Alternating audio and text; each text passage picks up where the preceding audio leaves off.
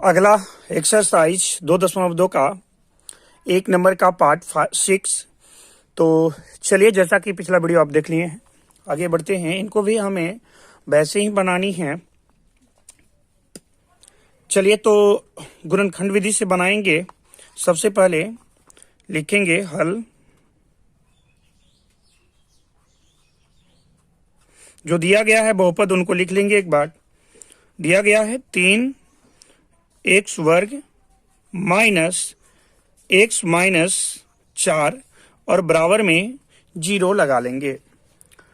जब भी हल करेंगे गुणनखंड विधि से तो इक्वल में हल कर 0 लेने के बाद ही आगे प्रारंभ करेंगे। तो यहां से देखेंगे x² के साथ जो संख्या है वो अंतिम वाले संख्या से गुना कर लेगा। तो 4 से 3 को गुना करेंगे तो कितना हो जाएगा? 3 चौके 12 और ये माइनस का 4 है इसलिए माइनस का 12 आ जाएगा। और बीच वाला संख्या देखेंगे x के साथ यदि कोई संख्या गुना में हो तो वो संख्या को लिख लेंगे। तो यहां देखेंगे कुछ भी नहीं है तो हम माइनस के 1 मानेंगे, यानी गुना करने के बाद हमें अब ये समझना है कि गुना करने के बाद ऐसी दो संख्याएं ढूंढनी है, यानी बीच वाले भाग को हमें इस प्रकार से तोड़ना है कि गुना करने के बाद हमें माइनस का 12 लाना है और जोड़ या घटाव करने के बाद हमें क्या लाना है? माइनस का 1 लाना है। तो ऐसी दो संख्याएं हमें ढूंढनी है। ऐसा दो संख्या जो गुना का संख्या है उनका अभाज्य गुणनखंड कर लेंगे। चलिए, मैं यहाँ पे कर ले रहा हूं। 12 का अभाज्य गुणनखंड करेंगे 2 से 6, फिर 2 से 3, यानी 2 दूना 4। 4 और 3 ऐसी दो संख्याएं हैं जिनका हम गुना करेंगे तो माइनस का 12 आएगा, जोड़ या घटाव करेंगे तो माइनस का 1 निकलेगा। तो इनमें साइन आपको खुद से सोच कर लगानी है। तो मैं इनमें माइनस का चिन्ह लगा दे रहा हूं। माइनस का 4 और प्लस का यदि 3 लेंगे तो इसको गुना करेंगे तो माइनस का 12 आ जाएगा। जब घटाएंगे या जोड़ेंगे तो ये माइनस का 1 निकल जाएगा। चलिए आगे यहां पे करते हैं। तो यहां पे ध्यान से देखेंगे, लिखेंगे 3x² और ये बीच वाले को नहीं लिखना है, उसके बदले ये दोनों संख्याएं जो अभी निकाले थे अभाज्य गुणनखंड करके इनको लिखना है। यानी माइनस का 4 इसको x के साथ लिखना है और प्लस का 3 x के साथ लिखना है और बच रहा है माइनस का 4 बराबर में 0 लगा लेंगे। आगे की ओर यदि चले तो ध्यान से देखेंगे, इन दोनों में देखेंगे क्या कॉमन कुछ निकल रहा है। तो इस कंडीशन में देखेंगे दोनों में से x कॉमन निकल रहा है तो x को बाहर कर लेंगे और यहाँ पे बचेगा 3x और इधर बचेगा माइनस का 4, चूंकि x कॉमन में खत्म हो चुका है। अब इन दोनों में देखेंगे क्या कॉमन निकल रहा है, तो कुछ भी कॉमन नहीं निकल रहा है। तो इस कंडीशन में याद रखेंगे कि यहाँ के चिन्ह के साथ आप 1 कॉमन लेंगे। जब कुछ भी कॉमन नहीं निकलता है उस कंडीशन में 1 कॉमन लिया जाता है। तो यहाँ पे क्या कॉमन लेंगे? 1। तो यहाँ कोष्टक में जो बचेगा 3x माइनस 4 और इक्वल में 0 लेकर चलेंगे।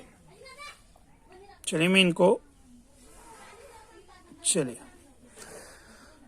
तो ध्यान से देखेंगे, आगे दोनों कोष्टक में बराबर आया है। जब भी आप सही बनाएंगे तो दोनों कोष्टक में जो है सही आपका मान आएगा। यदि थोड़ा सा भी आप त्रुटियां करेंगे तो आपका दोनों कोष्टक में बराबर मान कभी भी नहीं आएगा। चलिए आगे की ओर बढ़ते हैं। अब आगे की यदि बात करें तो ये दोनों कोष्टक के बदले 1 को लिख लीजिए, ये कॉमन में आ जाता है।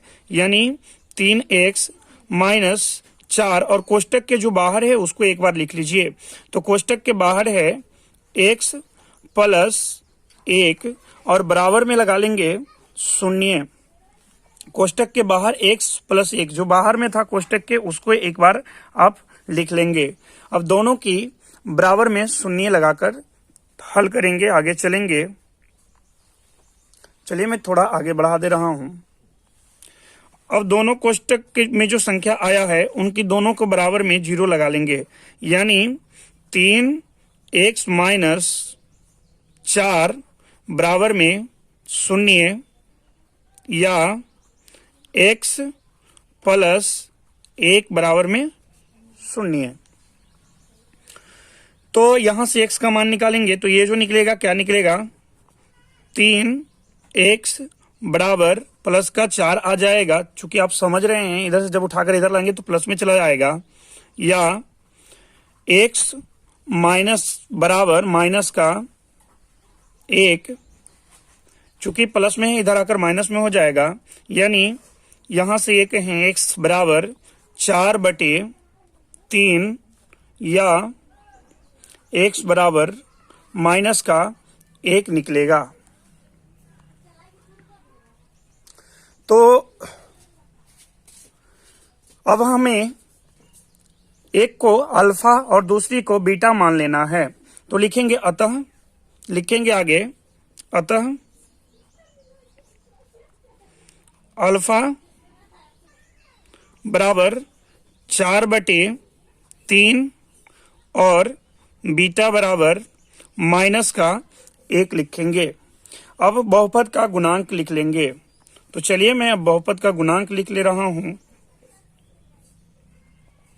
बहुपद का गुणांक लिख लेंगे तो बहुपद का गुणांक के लिए यानी ए जो निकलेगा, चलिए मैं दिखा दे रहा हूं एक बार बहुपद को आपको। देखिए ए जो निकलेगा, यहां से देखेंगे कि ए जो निकलेगा कितना होगा, एक्स वर्ग का गुणांक होता है और एक्स का गुणांक बी होता है, और जो अचर में है वो क्या होता है, सी का मान होता है। तो एक्स का गुणांक 3 और बी का गुणांक, बी का जो संख्या ए का जो मान निकलेगा, तो यहां से ए का जो मान निकलेगा ए 3 निकलेगा और बी का मान -1 और सी का मान -4 निकलेगा। चलिए तो मैं यहाँ अब लिख ले रहा हूँ, आपको मैं पहले दिखा चुका हूँ। तो ए का मान जो निकलेगा 3 और बी का मान जो निकलेगा -1 निकलेगा और सी का मान जो निकलेगा -4 निकलेगा। अब शून्यंकों का योग निकालना है और शून्यंकों का गुणनफल निकालना है। तो यहां पे हम लिखेंगे शून्यंकों का योग। क्या लिखेंगे, शून्यंकों का योग, शून्यंकों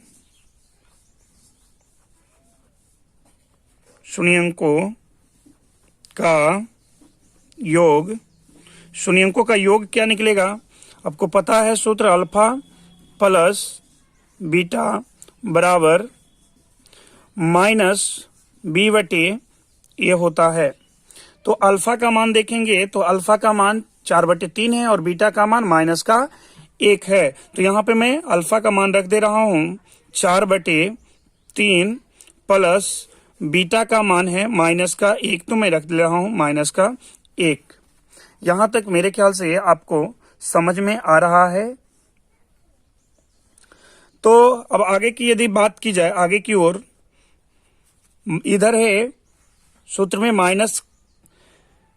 -b, तो यहाँ पे b का मान है -1, तो यहाँ पे माइनस गुना हो जाएगा, यानी प्लस का 1 और a का मान जो है 3, तो बटे में आ जाएगा 3।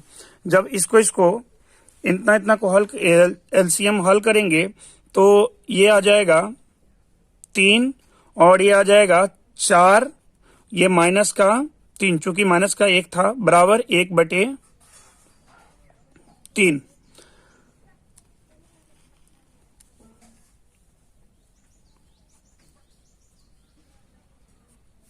अब यहां से देखिए 4 में से 3 घटाएंगे तो क्या बचेगा, 1/3 बराबर 1/3, यानी दोनों तरफ मान जो है आपका बराबर निकल गया यहां से। तो ये कहेंगे कि आप सही बनाए हैं। यदि जरा सा भी आप त्रुटियां करेंगे तो दोनों तरफ शून्यंकों का योग और शून्यंकों का गुणनफल कभी भी बराबर नहीं आएगा, दोनों तरफ इक्वल में। तो आगे आप शून्यंकों का गुणनफल निकालेंगे। चलिए अब आगे निकाल लेते हैं शून्यंकों का गुणनफल। लिखेंगे शून्यंकों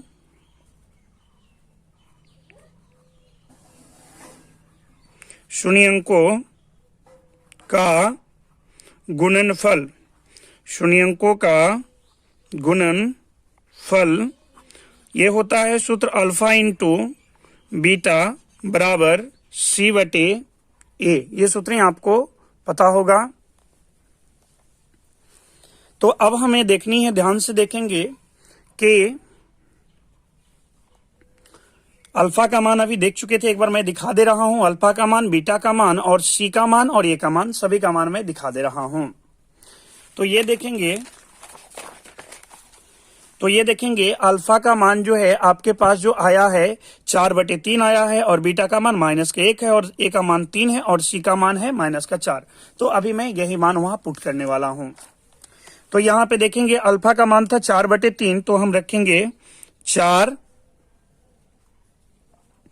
यहां पे हम रखेंगे 4/3, और गुना बीटा का मान है -1, तो मैं रख ले रहा हूं -1 बराबर सी का मान अभी ही देख चुके थे कि -4 था, और ए का मान अभी ही देख चुके थे 3 था, तो मैं रख ले रहा हूं यहाँ पे 4 -1 से 4 को गुना करेंगे तो ये आ जाएगा -4/3 बराबर, इधर भी आ जाएगा -4/3। तो देखेंगे दोनों तरफ मान बराबर आ चुका है। इस प्रकार से आप वीडियो को चाहे तो पॉज करके नोट कर सकते हैं, या तो स्क्रीनशॉट भी ले सकते हैं। चलिए मैं एक बार आप सबको दिखा दे रहा हूं। तो आप चाहें तो रोक करके वीडियो को नोट कर सकते हैं, या नहीं तो आप इनका स्क्रीनशॉट भी ले सकते हैं।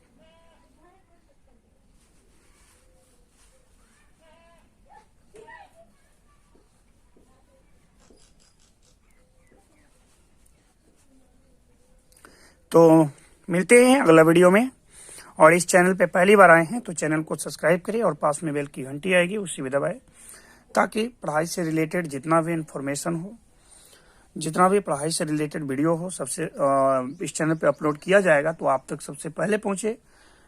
चलिए आगे की ओर बढ़ते हैं।